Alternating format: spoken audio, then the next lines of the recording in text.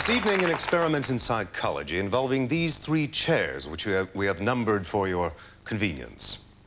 I'm also going to involve three members of our studio audience who've been pre-selected by the producers. I have not met these people before. Nothing has been set up. In fact, we're meeting for the very first time. Let's have our first guest. What is your name? Tina. Tina, nice to see you. Would you sit down on chair number 1? You can sit directly on the card. It's been through worse. Our second guest. Jane, nice to see you. Chair number 2 is yours. And our third.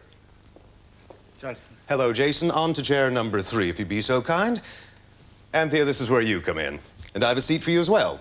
Thank you. Now, Anthea, this is an envelope, which, as you can see, has been color coordinated to the rest of my wardrobe. And yours as well. Inside, there is a message that's rather important. We'll get to that in a moment.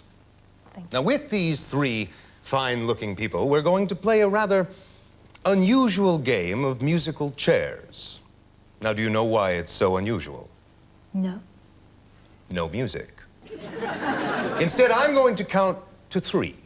Then I'll clap my hands. When I do, each person is going to stand up and move to a new chair. This is going to look terrific. Are you ready?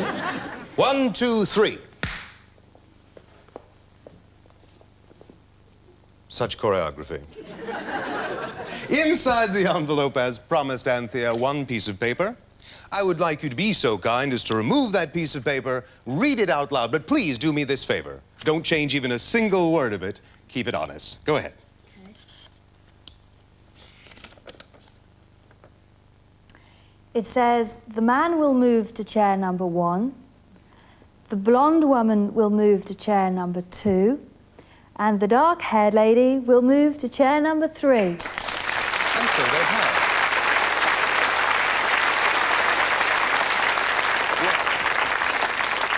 It would be a shame to waste 3 such perfect specimens as this, so I'm going to take this in yet a further direction. Jason, I will give you 3 rather larger envelopes and ask you to mix them thoroughly as it's possible to mix 3 things. When you're satisfied that the arrangement of those envelopes is totally outside of my control, hand them back. A thorough job indeed. Now, Jason, you get to choose, do I begin from your end or over on that end? It's not that difficult a decision. Over on that end, would you be so kind as to take an envelope for yourself, and if we could have you take one as well, and one for you, Jason. Now, I think everything has been very fair at this point. I'm going to count to 3, clap my hands, and that will be your cue to reach inside the envelopes, take what you find, and show it to the rest of the audience. I think you'll be quite impressed. 1, 2, 3. And as you can see, ladies and gentlemen, we have a circle, a triangle, and a square. Apparently, none of these people realize that in the ancient Mesopotamian numbering system, the circle always stood for the first position, the triangle... They're not buying this. We'll do it differently. I'll take the envelopes back. You stand up, if you would, and move to behind your chair. Each of you, if you would, stand behind your chair and hold your design in your right hand.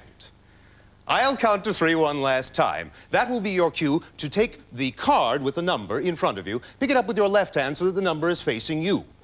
1, 2, 3.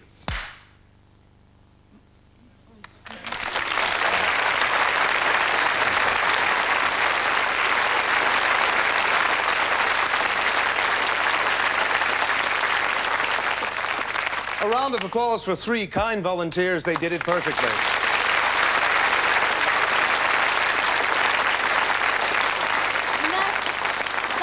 Quite remarkable what you've just done with 3 people there. But I believe that you have something quite splendid that involves the whole of our audience here. Splendid indeed. In fact, rather spectacular. So spectacular that we actually had to start it before the show began. It involves the entire center section of the audience.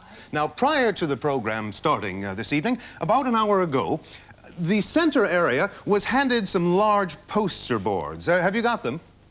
Yeah? All right. Hold on to them for just now. We'll get to you in just a moment. About 45 minutes ago, I spoke to one young lady in particular in the audience. Now, again, this was someone chosen for me by the producer, and we met for just a moment. She's sitting somewhere over there. Her name was Vanessa. Where did you go? There she is. Vanessa, we met for just a moment or so, and I asked you if you'd participate in this experiment. You kindly said you would. I asked you to clear a blank space in your mind, and into that space to insert the thought of a playing card. Now, I asked you to make this a free choice, not to write it down, not to tell anybody else, certainly not to tell me. It is your private and secret information. Is that true? That's right. All right. Please hold that thought for just another moment, if you would. Anthea, we're going to get you involved as well. I have a pack of playing cards. You do know the names of the cards? Just about. I think we can manage to get through this. I'm going to mix them briefly, and I'll ask you to extend your hand. I will cut the cards in little groups like this onto the palm of your hand, and whenever you like, you call out stop. Stop. Right there. Okay. This is the card you've stopped me on. I'll ask you to hold that in your other hand, but don't peek. That's cheating. Right. Now, the young lady over here, you've been thinking of a playing card for about 45 minutes. You haven't uttered this out loud, you've not told any other person, you haven't written it down or in any way made that information potentially available. For the very first time, nice and loud, what was the card in your mind? It was the 6 of diamonds. The 6 of diamonds. Board holders, get ready. Raise the boards, flip the boards.